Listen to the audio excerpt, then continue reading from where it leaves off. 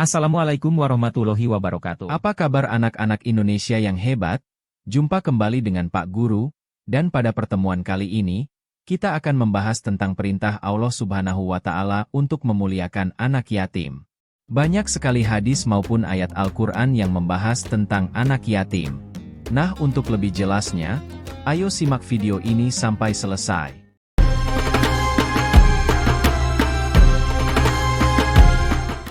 Anak-anakku yang Pak Guru banggakan, yatim adalah orang yang belum baligh ditinggal wafat oleh ayahnya.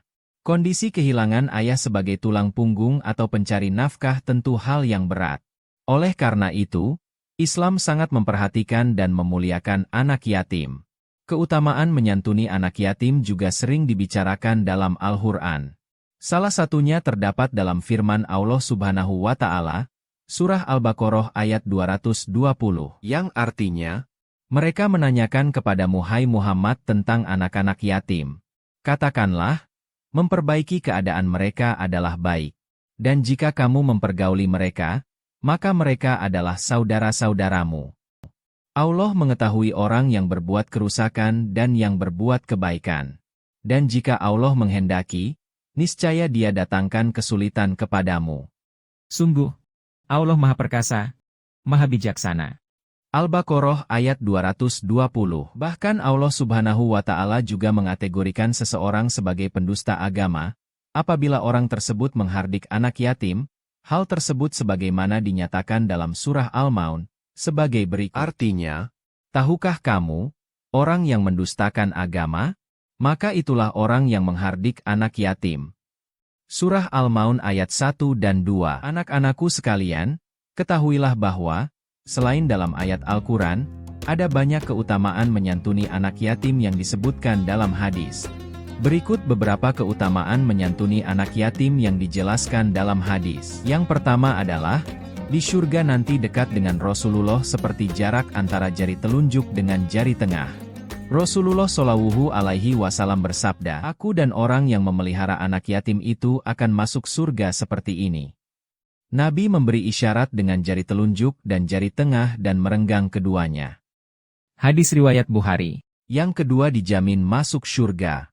Sebagaimana hadis yang diriwayatkan oleh Imam At-Tirmidzi dari Ibnu Abbas. Orang-orang yang memelihara anak yatim di antara umat muslimin, memberikan mereka makan dan minum, pasti Allah memasukkannya ke dalam surga, kecuali ia melakukan dosa yang tidak bisa diampuni. Hadis riwayat Tirmidzi dari Ibnu Abbas. Siapa yang tidak ingin masuk surga? Tempat yang penuh kenikmatan tapi untuk meraihnya tentu tidak mudah, memerlukan ketakwaan. Kabar baiknya, ada jaminan masuk surga untuk orang-orang yang memelihara anak yatim. Yang ketiga, terhindar dari siksa pada hari kiamat. Pada hari kiamat saat semua amal diperhitungkan, kita tentu akan mendapat balasan dari apa yang kita perbuat di dunia. Namun kabar baik bagi yang menyayangi anak yatim, Allah tidak akan menyiksa pada hari akhir. Demi yang mengutusku dengan hak, Allah tidak akan menyiksa pada hari kiamat nanti orang yang menyayangi anak yatim, lemah lembut pembicaraan dengannya, serta menyayangi keyatiman serta kelemahannya. Hadis riwayat Tabrani dari Abu Hurairah. Yang keempat adalah amal yang tidak terputus. Ketika kita meninggal kelak, maka akan terputus amal kita kecuali 3 perkara yaitu sedekah jariah, ilmu yang bermanfaat, dan anak syaleh yang selalu mendoakan.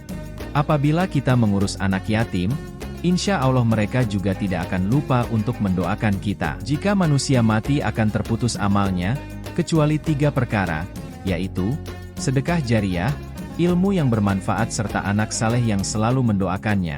Hadis riwayat Muslim dari Abu Hurairah. Demikianlah anak-anak pembahasan kita kali ini tentang keutamaan memuliakan anak yatim, dan balasan terhadap orang yang memuliakan anak yatim.